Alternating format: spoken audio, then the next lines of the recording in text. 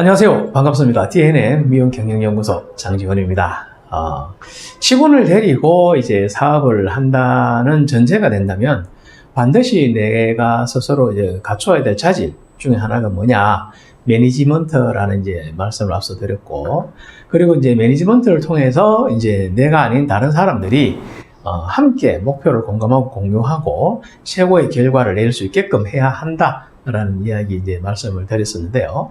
이 시간에는 이제 매니지먼트가 구체적으로 왜 필요한지 이런 부분에 대한 이야기를 한 번 더 아주 중요한 맥락에서 몇 가지만 좀 짚어보고 넘어갔으면 하는 생각을 하고 있습니다. 그래서 매니지먼트가 왜 그렇게 중요하며 왜 필요한지 오늘 그 이유에 대해서 잠시 좀 한 번 더 언급하고 살펴보도록 할게요. 자, 첫 번째는 뭐니 해도 머니가 문제죠.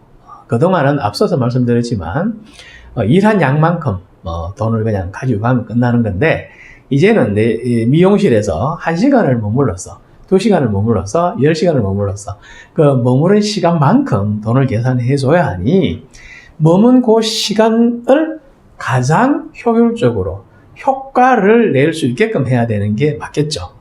100을 냈던 걸, 100이라는 결과를 냈던 걸 150이라는 결과를 내게 하면 훨씬 이익이 많이 남잖아요. 쉽게 하기해서. 그래서 이제는 시간을 계산해서 돈을 줘야 되는, 임금을 줘야 되는 시대가 됐기 때문에 이제는 시간에, 그 시간 한정된 곳이 정해진 시간 동안 생산성을 더 높이면 높일수록 사업의 이익이 많아지기 때문에 우리가 매니지먼트라는 것을 통해서 그 결과를, 같은 시간을 일을 하지만 결과를 더 많이 낼 수 있게끔 해야 된다는 부분이 이제 우선 현실적으로 이제 가장 와닿는 이제 이유가 되겠죠. 두 번째 이유는 이제 어떤 게 있느냐 하면은 매니지먼트라는 걸 통해서 가이드라인이 제시되어 줘야 됩니다. 사람의 뇌는 뇌과학자들이 그 이야기, 인지심리학자나 이런 분들이 이제 말씀하신 것들을 이렇게 잘 들어보면은요, 인간의 뇌는 되게 불안정하대요.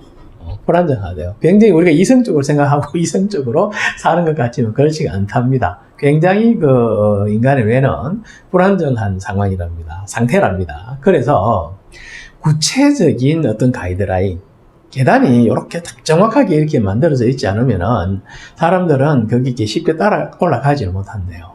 다시 말해서 내가 이만큼의 결과를 내고 싶다. 예전에는 요만큼의 결과가 나왔는데 이제는 이만큼의 결과가 나오게 하고 싶다라고 한다면은 요 상관의 갭 차이가 있잖아요. 이거를 어떤 과정을 통해서 여기까지 가야 하는지를 구체적으로 가이드라인을 잡고 그 가이드라인을 제시해주면 직원들은 거기를 잘 따라올 수 있는 기본이 이제 제시된다라는 이제 이야기들을 합니다. 그래서 매니지먼트라는 걸 통해 가지고 인재상이라든지 우리가 원하는 조직 문화, 그리고 우리가 생각하는 재능과 품성의 어떤 기준, 이런 것들, 다양한 요소들이 구체적인 가이드라인으로 제시되어져서 직원들이 편안한 마음으로, 안정된 마음으로 거기를 따라올 수 있게끔 제시해주고 이끌어줄 수 있는 환경을 만들어야 된다는 거죠. 그래서 매니지먼트라는 것이 참 중요하고 갖춰야 할 자질 중에 이제 하나인 거죠.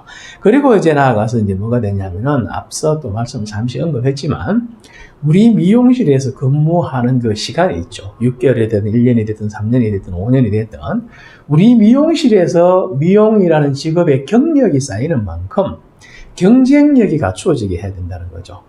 조금 좀 외람된 말씀일 수도 있습니다만은 저희 회사가 이제 15년, 16년 이렇게 미용 컨설팅을 하다 보니까 조금 제 구라를 조금 치면은 대한민국에 있는 그 미용 브랜드들 거의 대부분이 제가 같이 좀 일을 해보거나 상담도 해보거나 이렇게 했던 어떤 관계가 있는 그런 어떤 현실입니다. 그러다 보니 그 내부 사정들을 제가 좀 알겠죠. 아무래도 좀 외람된 말씀이지만은 어떤 브랜드에도 물론 이제 경우에 따라서 틀리겠지만 그 브랜드에서 근무하는 경력이 1년의 경력이 됐든 3년의 경력이 됐든 5년의 경력이 됐든 그것이 진정한 경쟁 우위를 만들까? 라고 이렇게 한번 질문을 던져본다면 썩 그렇게 긍정적인 그 답이 나오기가 쉽지 않다라는 말씀을 제가 감히 이렇게 좀 주제넘지만 드릴 수 있을 것 같아요.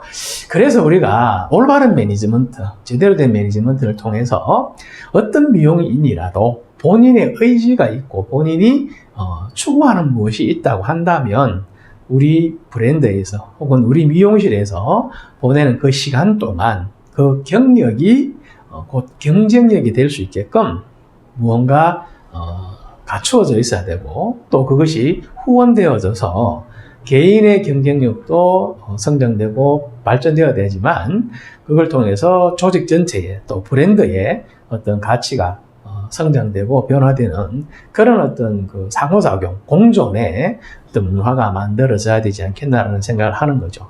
그래서 우리 미용실에 근무하는 그 시간, 경력이 곧 경쟁력이 될 수 있게끔 우리가 하루하루를 매일매일을 우리가 변화하고 성장하는 어떤 과정에 가이드라인을 가지고 우리가 매니지먼트 해줘야 되고 해야 한다라는 이제 생각을 하는 거죠. 이런 이유가 이제 또 매니지먼트가 굉장히 중요한 이제 의미를 가지게 되겠죠. 그리고 또 이제 어떤 내용이 있느냐 하면은 여러분들 생각은 어떠세요? 앞에서도 제가 그런 질문을 한번 드린 적이 있는데 인간은 변하는 걸까요? 변하지 않는 걸까요? 뭐 이런 말도 있죠. 인간은 고쳐서 못 산다 이런 이야기도 있습니다. 그런 한편으로 보면 그런 것 같기도 해요. 사실 보면은 뭐 이렇게 1년, 2년, 3년 이렇게 세월이 지나고 5년의 세월이 지나도 별로 변한 것 같지 않고 변한 모습이 별로 안 보이는 게 또 현실이기도 하죠. 그런데 말입니다. 우리가 이런 부분을 한번 생각해 봐야 될 것 같아요. 나무가 있습니다. 여기 이제 예를 들어서 이게 이제 나무라고 가정을 할게요. 이것도 이제 나무예요. 나무가 있는데 이 나무를 이렇게 원통으로 깎았더니 이제 볼펜도 넣고 연필도 넣고 할 수 있는 필통으로 이제 쓸 수 있는 거예요. 이 나무는 이게 칼 모양으로 이렇게 깎아가지고 아이들이 친구들이랑 장난감 놀이 할 때 칼 장난을 하는 이런 장난감으로 만들 수 있는 거죠. 필통이 되었든지 칼 장난감이 되었든지 기본적인 속성은 나무라는 건 변하지 않았죠. 나무라는 속성은 변하지 않았지만은 쓰임새는 변했습니까? 안 변했습니까? 변했죠. 이게 인간인 거죠. 또 뭐 언급을 한다면 인지심리학자들이나 뭐 진화심리학자 이런 분들이 이제 이야기한 걸 유심히 한번 들어보면은 인간이 변하지 않는 게 두 가지 있다고 합니다. 하나는 IQ, 또 하나는 성격이라고 하더라고요. 다시 말해서 IQ는 우리가 이제 그분들 말씀에 하면 일평생 한 번 딱 그 IQ를 재잖아요. 그게 이제 IQ가 변하지 않기 때문에 그런데 IQ가 간 지방 지수처럼 뭐 키처럼 몸무게처럼 변하면 수시로 재겠죠. 근데 IQ는 변하지 않는 거라서 일생에 한 번 딱 잰다고 합니다.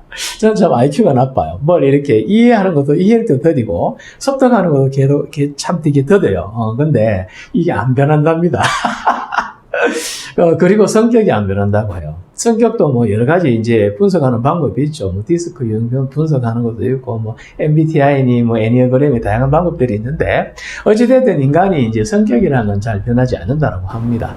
이 성격이라는 걸 기질 혹은 속성 이렇게 이제 표현을 해본다면은, 그건 변하지 않지만 사람은 그 쓰임에는 변화가 있을 수 있다라는 이야기인 거죠.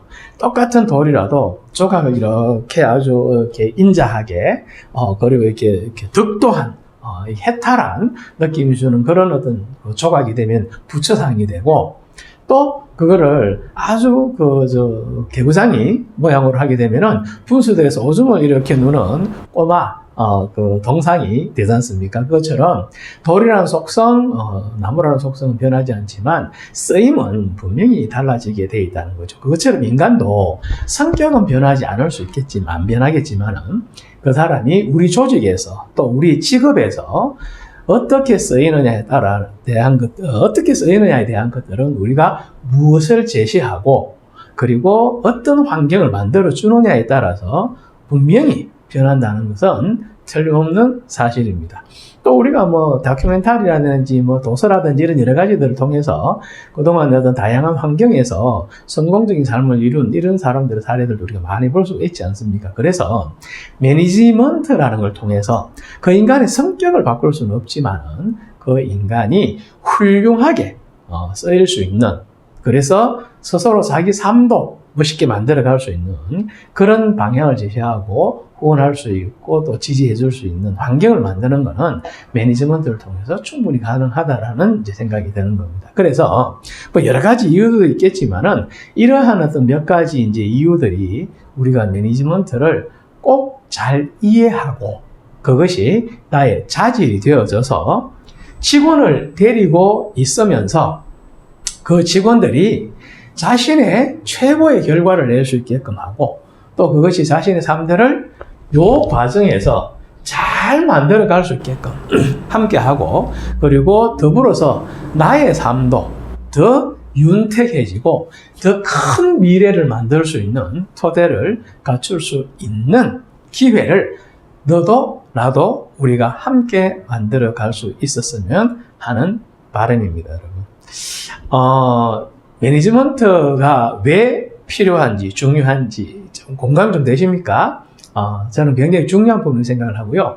이거 이외에도 뭐 다양한 요소들이 있을 수 있겠지만은 간략하게 최소한 요런 정도. 첫 번째, 우리가 이제는 임금 지급 방법이 달라졌기 때문에 똑같은 시간을 일을 하더라도 훨씬 많은 결과를 낼 수 있게끔 가이드라인을 줄 수 있어야 된다는 겁니다. 이해되시죠? 그리고 생산성을 극대화하기 위해 가지고 변화와 성장이라는 부분에서 가이드라인이 구체화되면 사람들은 그 길을 또박 잘 따라갈 수 있는 게 인간이라고 합니다. 많은 학자와 과학자들이 실험들을 해보고 증거 사례들을 살펴보니까. 그래서 이제 이 두 번째 부분이 있고요. 세 번째가 이제 우리 미용실에서 근무하는 시간은 그들에게 경력이 곧 경쟁력이 될 수 있게끔 그걸 통해서 너도 나도 우리도 함께 성장하고 그리고 더 큰 결과를 낼 수 있게끔 하자는 부분인 거죠. 그리고 마지막으로 속성은 변하지 않을 수 있겠지만 돌과 나무를 어떻게 조각하느냐에 따라서 달라지듯이 인간도 역시 쓰임은 우리가 무엇을 바라보고 어디를 향해 가느냐에 따라서 분명히 달라진다는 사실을 우리가 정확하게 인식을 하고 올바른 쓰임에 제대로 쓰여져서 본인도 조직도 브랜드도 함께 동반 변화하고 성장할 수 있는 그런 어떤 기틀이 되었으면 한다는 생각입니다. 이게 매니지먼트의 어떤 필요성, 왜 매니지먼트가 필요한 부분인지에 대한 것을 우리가 다시 한번 자각하고 인식하는 기회가 됐으면 하는 바람을 가집니다. 잠시 후에 제가 매니지먼트의 몇 가지 요소들에 대해 가지고 하나씩 풀어서 여러분들하고 시간을 가지도록 하겠습니다. 감사합니다.